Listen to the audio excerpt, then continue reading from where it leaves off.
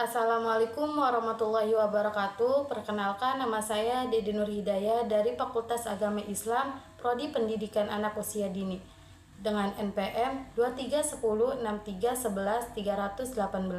Di sini saya akan menjelaskan tentang materi literasi media. Tujuan pembelajaran dari literasi media ini yang pertama harus menjelaskan pengertian literasi media. Yang kedua menjelaskan komponen literasi media. Yang ketiga menganalisis konten media secara kritis. Yang keempat mengelola informasi media secara bertanggung jawab. Dan yang terakhir menggunakan media secara etis dan bertanggung jawab. Pengertian literasi media.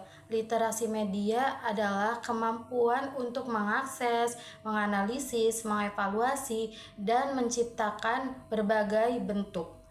Media literasi ini mencangkup pemahaman tentang bagaimana media bekerja, bagaimana pesan media dibuat, dan bagaimana media mempengaruhi individu dan masyarakat. Literasi media ini juga memungkinkan kita untuk menjadi konsumen media yang cerdas dan produsen media yang bertanggung jawab. Komponen-komponen literasi media yaitu yang pertama ada kemampuan teknis. Kemampuan teknis adalah kemampuan dasar untuk menggunakan perangkat dan perangkat lunak media. Misalnya, bagaimana cara mengoperasikan kamera, mengedit video, atau menggunakan platform media sosial. Yang kedua ada kemampuan kritis. Kemampuan kritis adalah kemampuan untuk berpikir kritis terhadap konten media.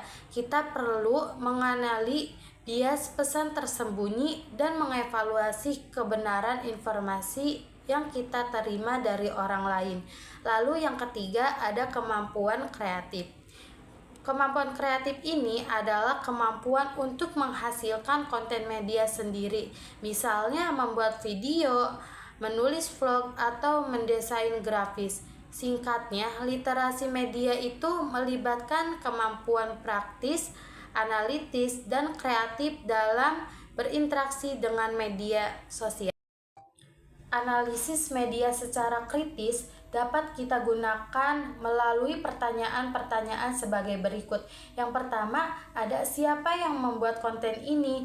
Mengetahui pembuatannya membantu kita memahami potensi atau kepentingan yang mungkin mempengaruhi konten. Lalu, apa tujuan konten ini? Apakah untuk menginformasikan, menghibur, membujuk, atau mempromosikan sesuatu?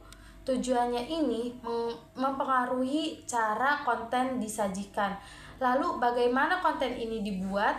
Memahami proses produksi, misalnya teknik editing, pemilihan sumber, membantu kita melalui kualitas dan keakuratan konten. Lalu apakah teknik dan struktur yang digunakan dalam konten ini? Mengenali penggunaan bahasa, gambar, suara, atau efek khusus membantu kita untuk memahami bagaimana pesan yang disampaikan. Lalu, apa pesan yang disampaikan oleh konten ini? Mengidentifikasi pesan utama dan pesan tersembunyi membantu kita memahami maksud dari pembuatan konten tersebut. Apa pesan ini kredibel?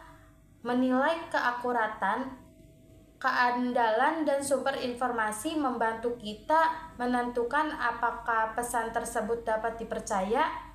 Lalu, apa dampak konten ini terhadap diri saya dan masyarakat?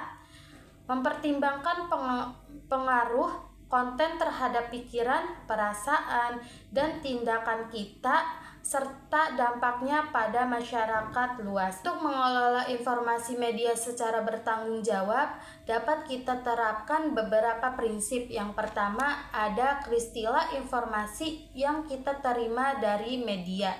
Jangan langsung percaya pada setiap informasi yang kita lihat atau didengar. Lalu yang kedua, ada periksa kebenaran informasi sebelum membagikannya. Sebelum membagikannya informasi, pastikan informasi tersebut berasal dari sumber yang kita percaya dan akurat. Lalu Hargai hak cipta orang lain. Jangan mengklaim atau menyebarkan karya orang lain tanpa izin. Lalu yang terakhir ada gunakan media secara etis dan bertanggung jawab. Gunakan media untuk tujuan yang positif dan konstruktif. Hindari penyebaran ujaran kebencian, informasi palsu, atau konten yang merugikan orang lain. Intinya, pengelola informasi media secara bertanggung jawab ini melibatkan krisis, kejujuran, dan kehormatan terhadap orang lain. Penggunaan media secara etis dan bertanggung jawab yaitu harus menghormati hak privasi orang lain. Jangan menyebarkan informasi pribadi orang lain tanpa izin. Hargai batasan privasi dan hindari tindakan yang telah merugikan orang lain. Lalu yang kedua itu ada hindari penyebaran informasi yang bersifat fitnah atau hoaks.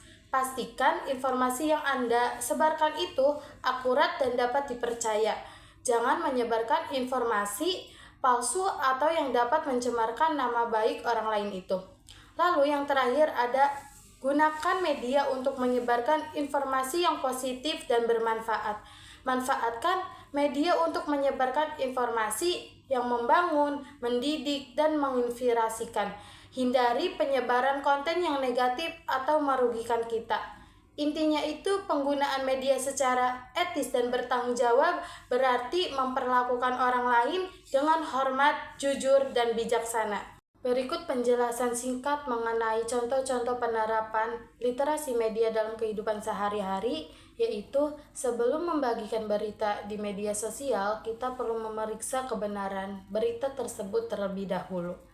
Contohnya, penerapan sikap kritis dalam menghadapi informasi, kita tidak langsung percaya pada setiap berita yang kita lihat, tetapi kita melakukan verifikasi untuk memastikan kebenarannya. Lalu, kita dapat menggunakan media untuk belajar dan mengembangkan diri. Media menyediakan berbagai sumber informasi dan pembelajaran. Kita dapat memanfaatkan media untuk meningkatkan pengetahuan dan keterampilan kita. Lalu yang terakhir itu, kita dapat menggunakan media untuk mengekspresikan diri dan kontribusi pada masyarakat.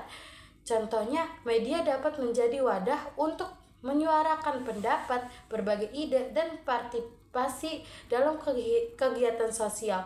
Kita dapat menggunakan media sosial untuk memberikan dampak positif pada masyarakat.